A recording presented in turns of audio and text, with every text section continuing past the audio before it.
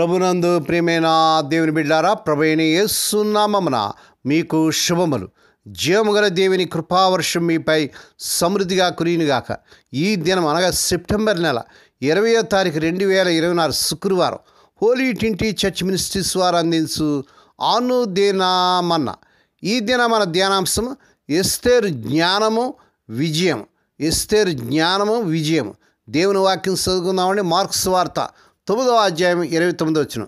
యేసు ప్రభువు ఈ రీతిగా సెలవిచ్చారు. ప్రార్థన వల్లనే, అనగా కింద ఉపవాస ప్రార్థన వల్లనే రాయబడదండి. ప్రార్థన వల్ల అనగా ఉపవాస ప్రార్థన వల్ల కానీ మరి దేని వలన ఈ విధమైన వదిలిపోవటం అసాధ్యమని వారితో చెప్పాను. దేవుడు తన పరిశుద్ధ వాక్యమును దీవించునుగాక. దేవుని బిడ్డలారా, కొన్ని క్లిష్ట పరిస్థితుల్లో మనం ప్రార్థన కంటే ఉపవాసంతో ప్రార్థన చేసినప్పుడు దేవుడు తన కార్యాలు ఎలా జరిగిస్తాడు మరి ఎస్తేరు చరిత్ర ద్వారా మనం చూస్తున్నాం. దేవుని బిడ్డలారా, ఈ సమయంలో చూసినట్లయితే ఎస్తేరు వివేచన జ్ఞానము. ఆ వివేచన జ్ఞానం ఎస్తేరు విశ్వాసం యొక్క ఆమె యొక్క వివేచన జ్ఞానము తన సృష్టికర్తను ఆశ్రయించింది. అఖండమైన విశ్వాసను ప్రకటించింది. ఏమిటా విశ్వాసం అండి? చూడండి, వాక్యం ఏమని సెలవిస్తుంది. ప్రవేశించుట న్యాయ వ్యతిరేక్తముగానున్నాను, నేను రాజు నద్దకు ప్రవేశించదును, నేను నశించదను.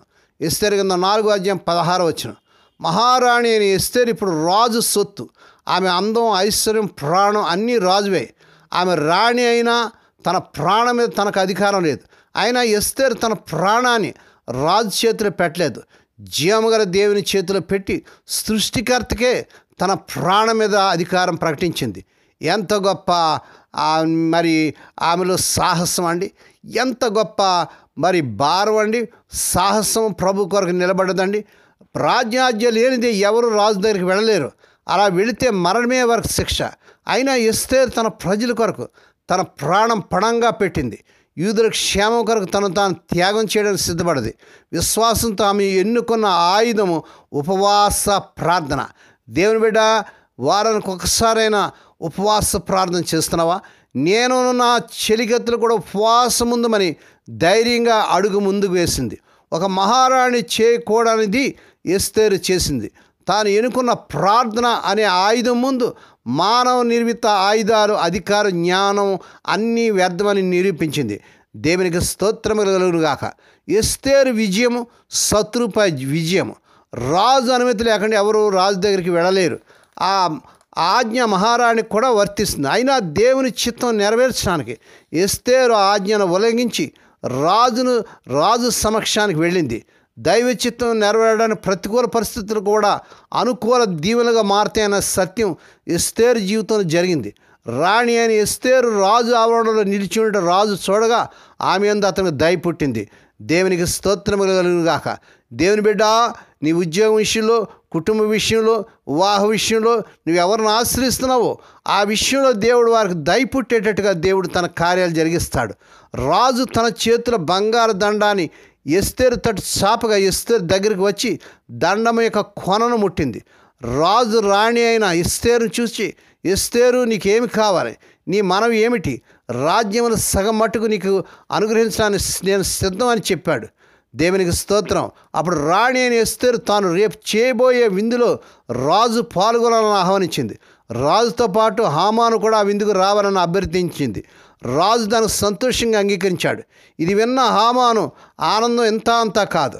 గర్వంతో తాను ఇంతకాలం ఎదురు చూస్తున్న అవకాశం వచ్చిందని తాను రాను ఆహ్వానించిన విందులో పాల్గొన్న తర్వాత మొర్దెకైని ఉరితీయించడానికి నిర్ణయించుకొని ఆ రాత్రే ఒక ఉరికమ్మం తయారు చేయించాడు. మొర్దెకైని ఉరి తీయడానికి అతని కుటుంబం కూడా సహకరించింది. అన్ని ఏర్పాట్లు చేసుకున్నాడు. సరే, మరుసటి రోజు ఎస్తేరు బ్రహ్మాండమైన విందు చేయించి రాజుకు చక్కని ఆతిథ్యం ఇచ్చింది. ఆమె ఆతిథ్యానికి ఆమెకు ప్రేమకు ముగ్ధుడైన రాజు మరొకసారి రాణి అని ఎస్తేరు నీవేమడిగినా ఇస్తానని వాగ్దానం చేశాడు. అప్పుడు రాణి ఎస్తేరు యూదుల పట్ల హామాను పన్నిన కుట్రను రాజుకు వివరించి ఇలాగ విన్నపం చేసింది. అప్పుడు రాణి అయిన ఎస్తేరు ఇలాగ ప్రత్యుత్తరం ఇచ్చాను. రాజా, నీ దృష్టికి నేను దయ పొందిన దాన్ని అయిన ఎడల రాజువైన తమ సమతి అయితే నా విజ్ఞాపన బట్టి, నా ప్రాణమును, నా మనవును బట్టి నా జనులు నాకు అనుగ్రహింపబడుదురుగాక. ఎస్తేరు గ్రంథం 7వ అధ్యాయం 3వ వచనం. మరియు ఎస్తేరు రాజు ఎదుట మనవి చేసుకుని అతని పాదం మీద పడి అగాగీయుడైన హామాను చేసిన కీడును, అతడు యూదులకు విరోధంగా తల వంచిన యోచనను వ్యర్థపరచడిన కన్నీళ్లతో అతను వేడుకొనగా రాజు తన బంగారు దండమును ఎస్తేరు వైపు చాచాడు. రాజు ఎస్తేరు తీర సెలవిచ్చాడు. అయితే రాజు పెరట వ్రాయబడి రాజు ఉంగరంతో ఉద్రింపబడిన తాకీదును ఏ మానవుడో మార్చజాలడు. కాగా మీకు ఇష్టమైనట్లు మీరు రాజు అయిన నా పేరిట యూదుల పక్షము తాకీదు వ్రాయించి రాజవంగంతో ముద్రించండి. ఆ తర్వాత ఏం జరిగిందండి? మొర్దెకై ఆజ్ఞాపించిన ప్రకారం హిందూ దేశం మొదలుకొని కూషు దేశం వరకు ఉన్న అధికారులకు క్రొత్త తాకీదులు రాజు ముద్రతో వెళ్ళాయి. ఆ తాకీదుల సారస్యం ఏమిటండి? యూదుల ప్రాణాలు కూడా కాపాడబడ్డాయి, వారికి క్షేమము న్యాయం లభించాయి. దేవుని స్తోత్రం. అయితే యూదులు తమ శత్రులను సంహరించి వారి సొమ్ము కొల్లగొట్టుకోవచ్చునని ఆజ్ఞ ఇవ్వబడ్డది. మొర్దెకై ఆ రాజ్యానికి ముఖ్యమంత్రిగా రాజు ఉంగరంతో అధికారంతో హెచ్చింపబడ్డాడు. యూదుల విరోధైన హామాను అతని కుటుంబం అతడు తయారు చేయించిన ఉరి కొయ్య మీద ఉరి తీయబడ్డాడు. అంతేకాదు యెహోవాయే దేవుడని, నిజమైన దేవుడని ప్రార్థన ఉపవాసం ఒక ఆజ్ఞగా రూపొందించి యూదులందరి చేత చేయించిన ఘనత ఎస్తేరుదే. ఎంత గొప్ప విశేషం అండి! దేవుని బిడ్డ, నీ పరిస్థితి ఎలాగుంది? దేవుడిని నేను హెచ్చించాలంటే దేవుని కొరకు నువ్వు నిలబడాలి, సాహసం చూపించాలి, ఉపవాస ప్రార్థన చేయాలి. అప్పుడు గడ్డు సమస్యలన్నీ కూడా పోతాయి. ఆ ఆజ్ఞతో ఆ దేశ నివాసులు ఎంతోమంది దేవుని అంగీకరించి రక్షించబడ్డారు. దేవుని బిడ్డ, ఎస్తేరు జీవితంలో జరిగితే మనందరి విషయంలో దేవుని చిత్తం నెరవేర్చడానికి ఒక ప్రత్యేక సమయం ఏర్పాటు ఉన్నాయి. మరి మనం ఎస్తేరులాగా దేవుని చిత్తాన్ని నెరవేర్చడానికి మనం దేవునికి సమర్పించుకుందాం. చీకట్లో ఉన్న వారికి వెలుగు ఇవ్వడానికి మనం వెలిగింపబడ్డ దీపాలను మర్చిపోవద్దు. ఆ వెలుగు ద్వారా దేవుని ఘనత, తోటి మానవుని మేలు, మన సమర్పణకు విజయం చేకూరుతాయని మర్చిపోవద్దు. ఆ సమయం కొరకు మనం ఏర్పాటు చేయబడ్డాం.